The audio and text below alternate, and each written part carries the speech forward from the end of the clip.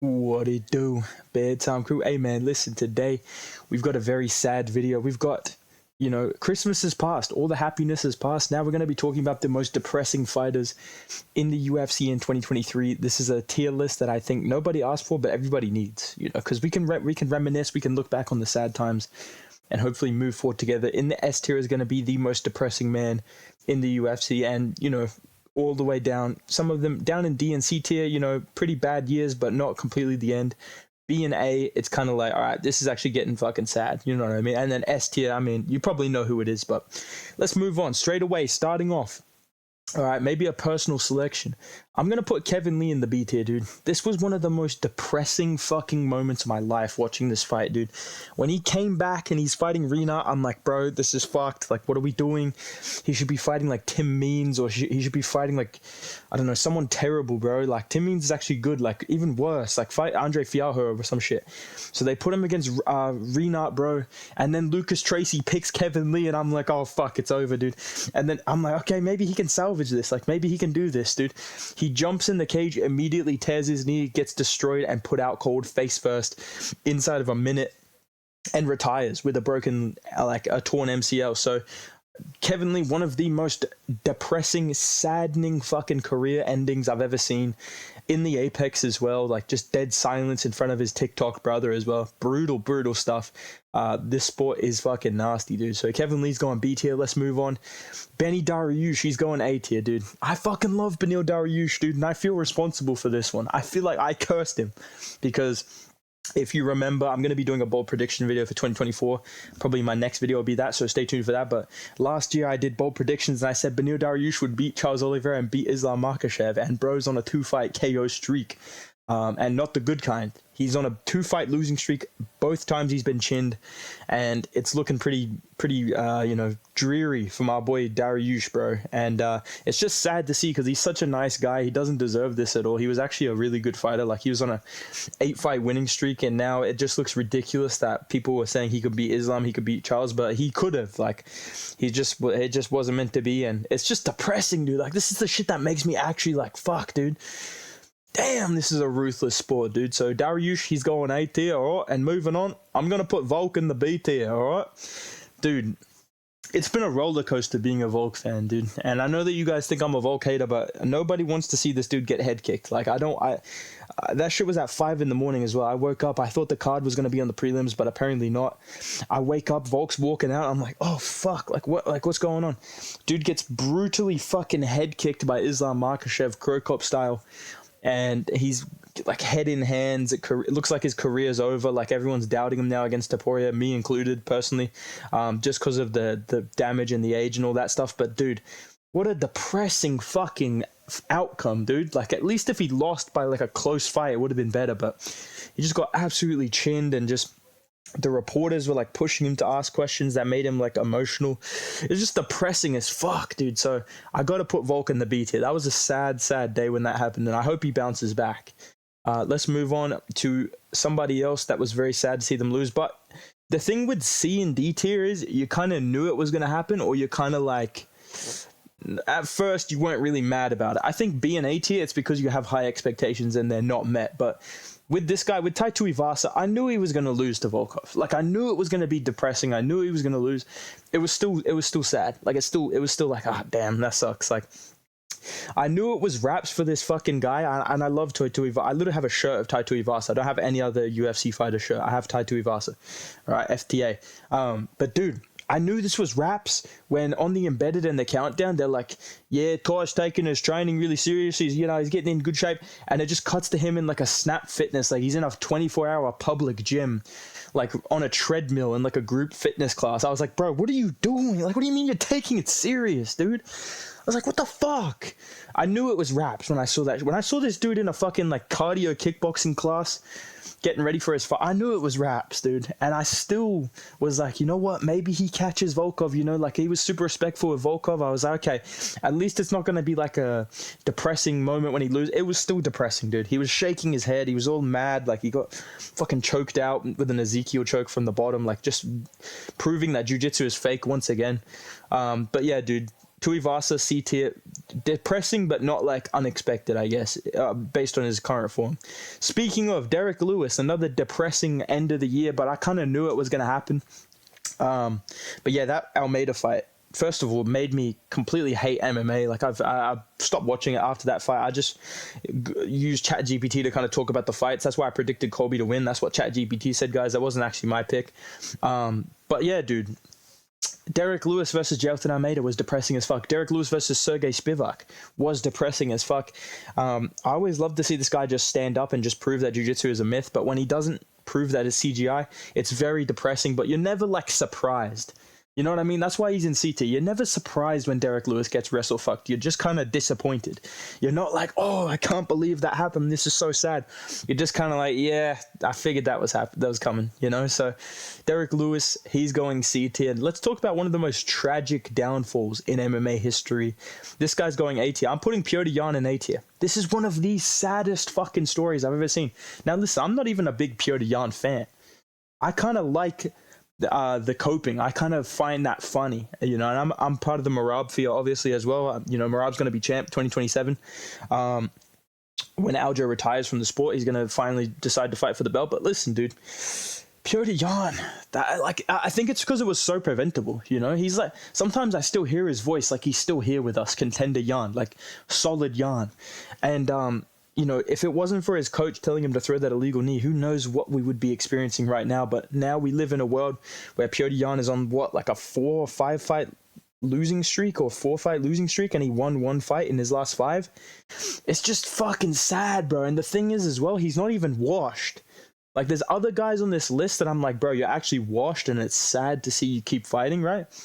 I don't think Petr Yan's washed. I think he's just fighting just the toughest competition ever, and he's like losing close fights, but it's just enough to where you're like, yeah, fuck, this is probably going to keep happening. And it's just, there's no easy fights for him, dude, unless he ends up fighting Cody Garbrandt or, you know, Adrien Janes or some shit. I really think he's fucked against like Song Yadong and like Umar Nurmagomedov, and even at this point I would pick Cheeto to beat him by robbery decision. Like, I just feel like this guy's luck is zero, brother.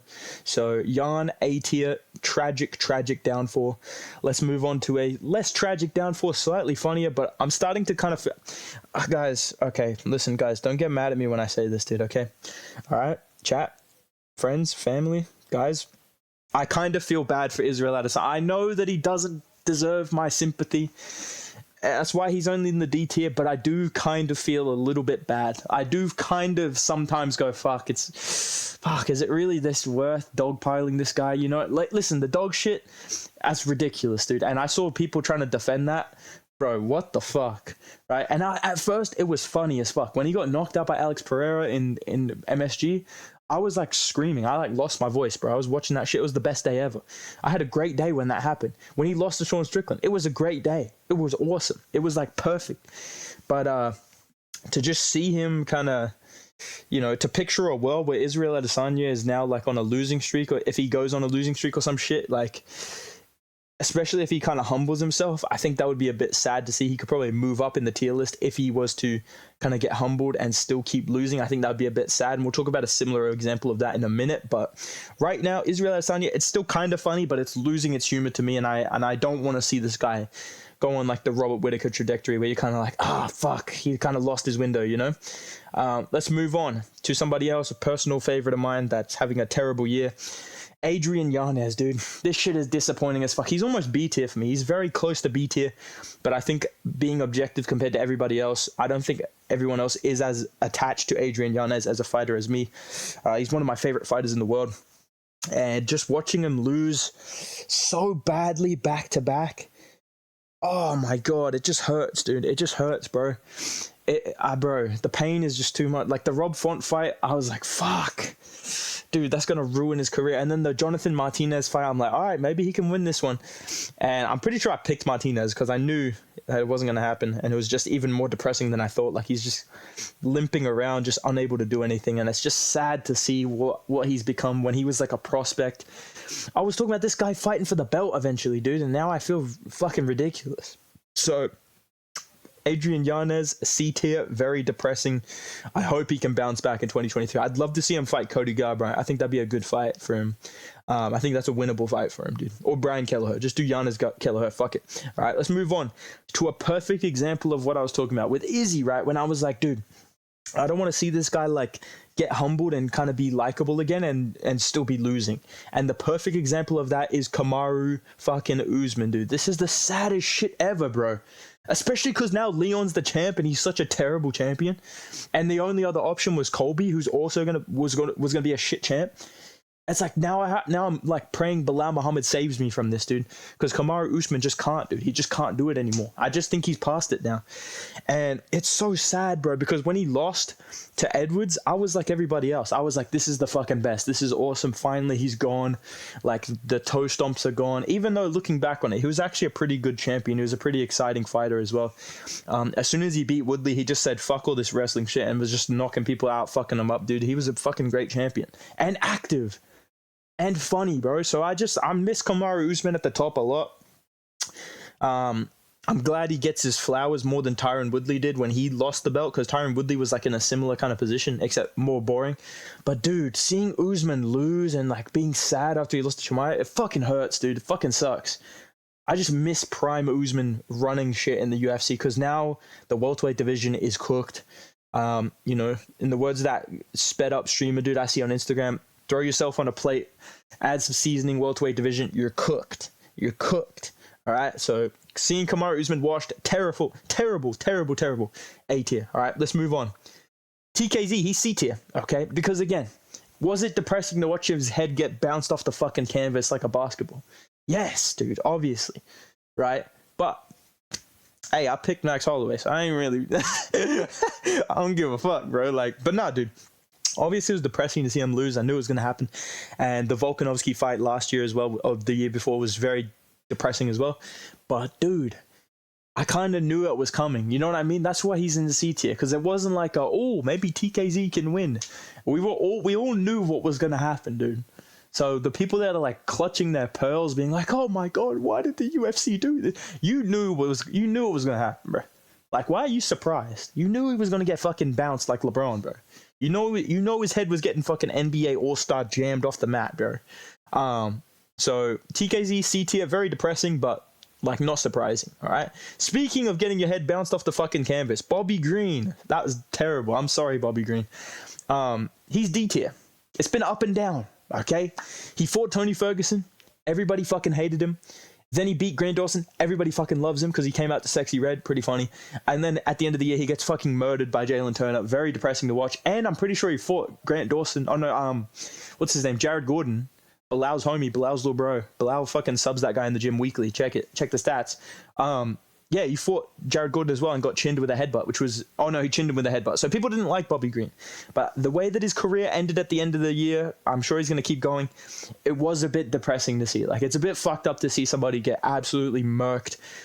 Late stoppage Mario Yamasaki in 2023. A lot of people were having an outcry about that. And that's fair enough, because you don't want to see that happen to somebody. So that was depressing to see. That was sad to see. But because of the Tony fight, and, you know, a lot of people disliked him already, I think it's fair to say that he's not up in the same category as beloved fighters like TKZ, Volk, obviously Kevin Lee, everybody's favorite welterweight of all time. But there is only one man at the top of this list. Okay, and I avoid talking about him on the channel because he is so fucking depressing. It is actually the saddest shit ever, to the point that I don't even want to mention him on the channel, so I'm not like included in like talking about him, dude. But dude, Tony Ferguson, hang it up, bro. This is the saddest fucking shit I've ever seen. I've never been more consistently disappointed, even though I know exactly what's going to happen every single time, and it just amazes me that it happens again and again and again and again. Like, it definitely, after the Gaethje fight, it was like, nah, it's fine, dude. You know, Gaethje's a monster, like, it's fine. You know, you look back on it and you go, holy fuck, he took so much damage. But at the time, I feel like most people were kind of like, oh, well, Tony will just bounce back, and that'll be that. I saw him get put against Charles Oliveira. I was like, oh, fuck, dude, he's done. Charles Oliveira's going to beat him. Then he'll have to fucking bounce back after that, right? I'm like, okay, the bounce back's going to come after this. Yeah, they're going to do him versus like Kevin Lee next, or I don't know, something like that, right? They'll bounce him back. Then who did he fight after that? Dariush. And I was like, bro, I don't know. Seeing the way that he fought against Charles, I was kind of like, dude, Dariush is going to do the same to him. Loses to Dariush. Okay? Michael Chandler, I'm thinking, you know what? You know what, dude? Michael Chandler just might fucking lose to this guy.